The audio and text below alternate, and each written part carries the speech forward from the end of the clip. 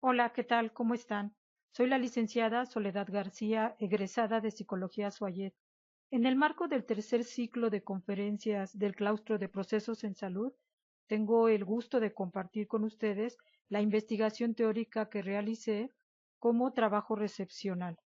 Se trata del análisis de diversos artículos científicos en los que se reportan los resultados de la aplicación de técnicas cognitivo-conductuales para el manejo del estrés crónico. Agradezco a la doctora Rocío Hernández Pozo por dirigir mi trabajo y a las licenciadas Liliana Moreira y Diana Ríos por complementarlo con sus valiosas aportaciones.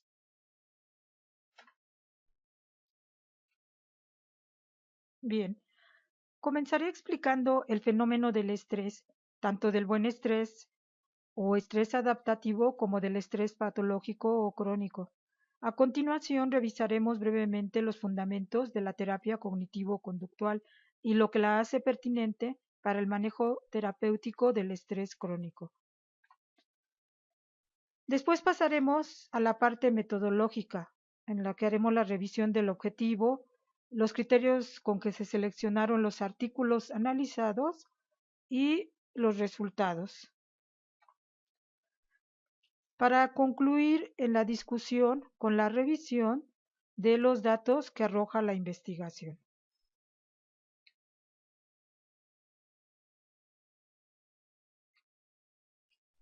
Para efectos de esta investigación, tuve la necesidad de profundizar en los procesos fisiológicos que ocurren durante el proceso del estrés.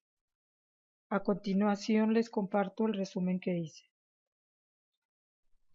Bien, la vida humana transcurre en un medio en continuo cambio. Cambiamos nosotros, nuestros pensamientos y emociones a menudo se tienen que ajustar a las nuevas experiencias y aprendizajes que vamos teniendo. Cambia nuestro entorno por las situaciones sociales, los avances tecnológicos.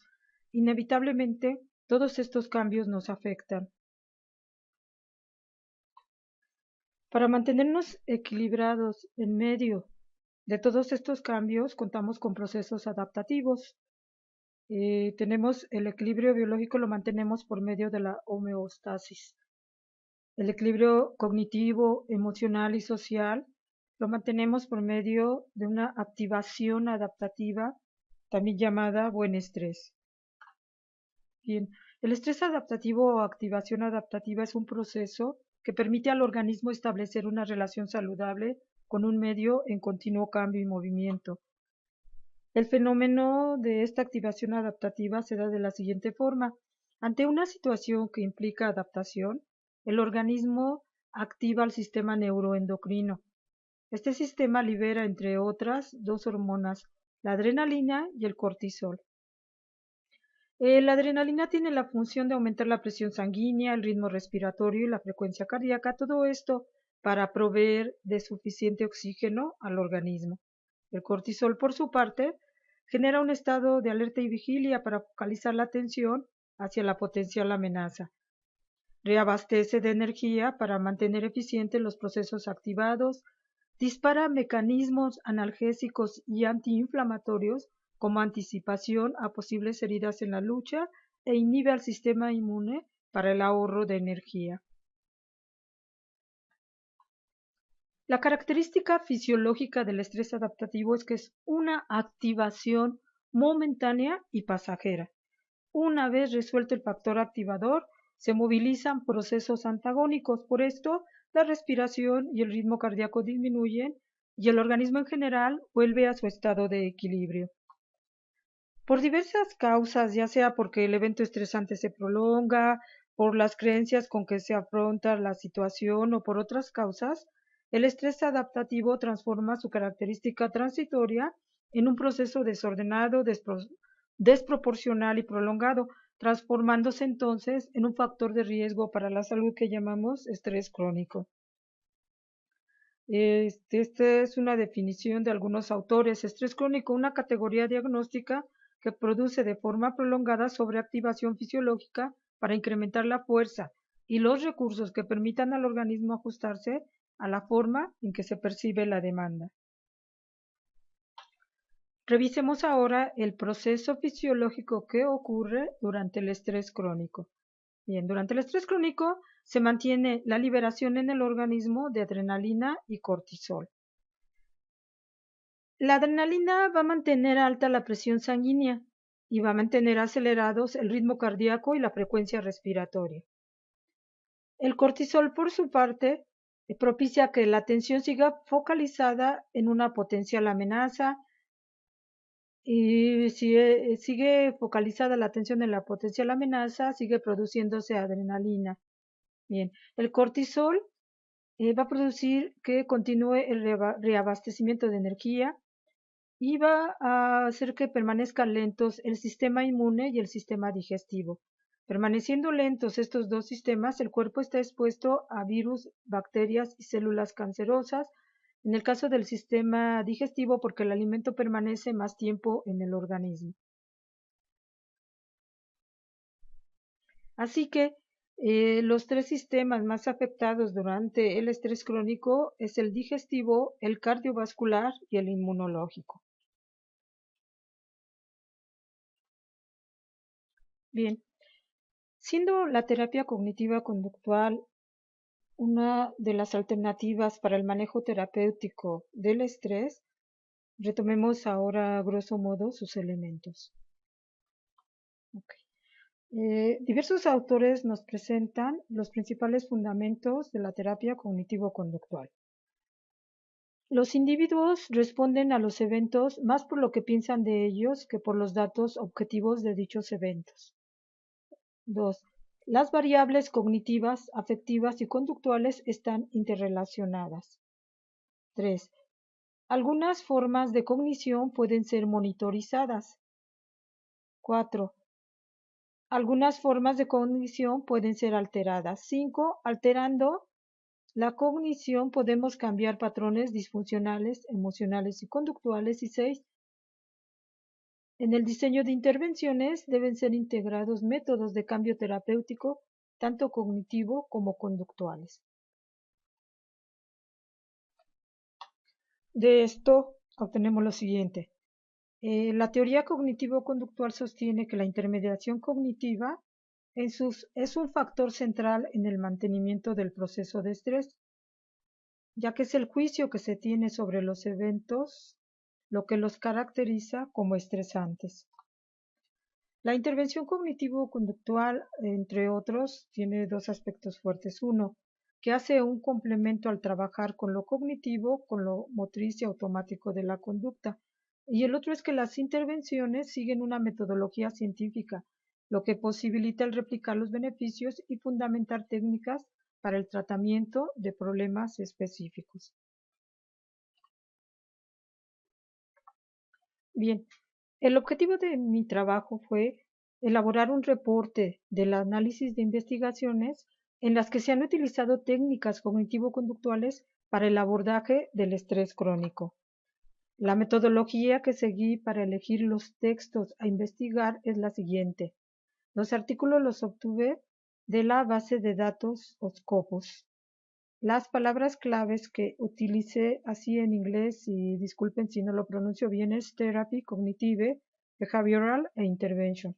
El rango de datos de los artículos fue de 2010 a 2014.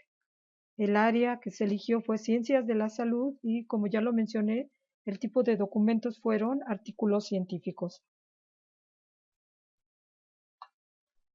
La base de datos Scopus ordena los artículos por orden de relevancia de acuerdo a los criterios de selección que se le han dado. En este sentido, yo seleccioné los primeros 30 artículos que señaló la base como los más relevantes, de acuerdo al tema que se le estaba solicitando. Bien, con estos artículos procedí a elaborar un primer reporte, en el que tome en cuenta el año, el primer autor, la revista, el país y las características de la muestra, dándome un reporte similar al que están viendo en pantalla. Es una primera tabla. En otro momento revisé cuáles son los tipos de intervenciones cognitivo-conductuales aplicadas cuáles son los resultados que se reportaron y en qué casos específicos de problemas de salud se trataron. Obtuve una tabla similar a la que ven en pantalla.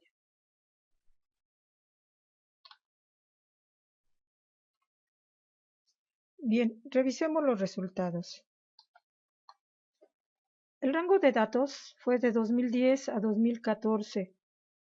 Principalmente fueron los artículos de 2011 y de 2013, sumando los dos, un 60%. Los países de procedencia, los artículos, el 40% provinieron principalmente de Estados Unidos, de revistas de Estados Unidos. Sin embargo, la muestra fue muy rica porque hubo de Alemania, Brasil, Dinamarca, Israel, como podrán ver, de diversos países.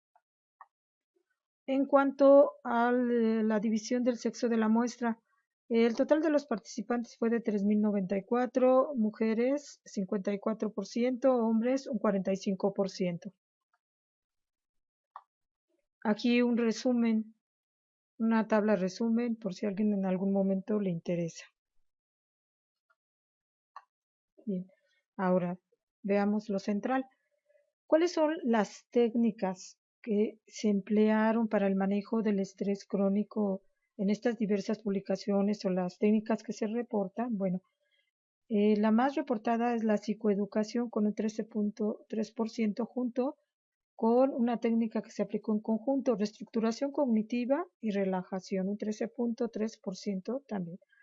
Tenemos que con un 10% cada una se aplicaron técnicas como inoculación del estrés, reestructuración cognitiva, psicoeducación con reestructuración cognitiva y aquí hay un paquete muy interesante, psicoeducación, reestructuración cognitiva y relajación.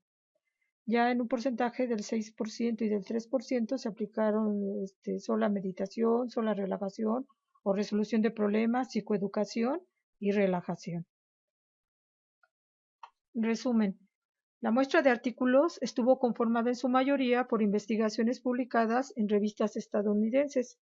Ahora, gracias a los avances tecnológicos, se tuvo acceso al trabajo de autores de países tan lejanos como Suecia, Israel, Corea, Dinamarca y Países Bajos. Esto nos permite conocer tendencias mundiales en materia de interés científico.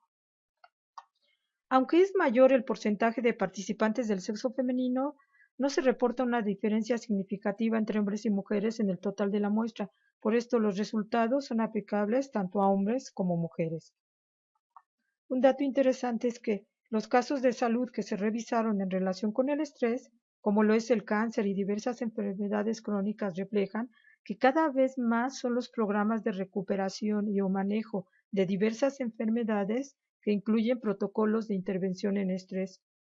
Y en ello se ve que el enfoque cognitivo conductual y sus diversas técnicas han sido una opción muy eficaz para su abordaje.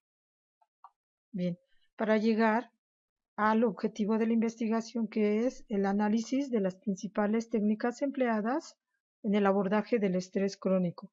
En este caso, la reestructuración cognitiva se empleó en un 31% de los artículos, la psicoeducación en un 24% y la relajación y meditación en un 29%. Las otras técnicas suman un 16%. Bien, pasemos a la parte final de la presentación. Retomando, el estrés es un recurso adaptativo que permite al organismo relacionarse saludablemente con su medio. Este puede derivar en un problema de salud patológico denominado estrés crónico, que es un proceso que mantiene al individuo en un estado permanente de sobreactivación fisiológica.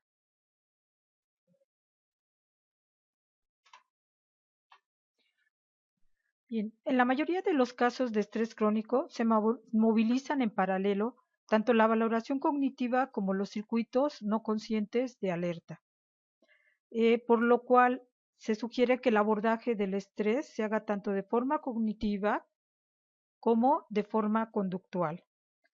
Diversos autores están de acuerdo y refiriéndose a las técnicas cognitivo-conductuales, que no hay una división clara entre lo cognitivo y lo conductual de las técnicas de este enfoque, por lo que están de acuerdo, como mencionaba, en que unas son más propias de uno u de otro campo. y se sugiere que en el diseño de estrategias de intervención en estrés deben incluir técnicas de corte principalmente cognitivo como aquellas de corte principalmente conductual.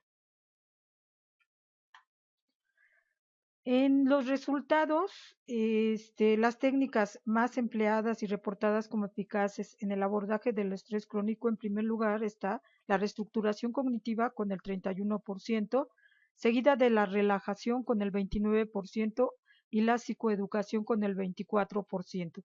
Otras técnicas suman juntas el 16%. La psicoeducación se aplica para informar a los usuarios del proceso por el que están pasando, con el fin de facilitarles ser agentes activos de su recuperación. En este sentido, se considera una técnica de corte principalmente cognitivo. La reestructuración cognitiva trabaja con las creencias no adaptativas de los individuos y está considerada técnica cognitiva. Y la relajación incide sobre lo conductual del estrés crónico, la parte conductual. Esto para controlar y o disminuir la sobreactivación fisiológica automática. Para concluir, la parte aplicada de la investigación puede consistir en armar un paquete de intervención terapéutica en estrés que incluya estas tres técnicas y medir sus resultados. Debido a las limitaciones del tiempo, hubo muchas diapositivas que no incluí y que podrían servir para resolver dudas. Con mucho gusto les puedo compartir la presentación completa. Aquí está mi correo. Les agradezco su participación. Hasta pronto.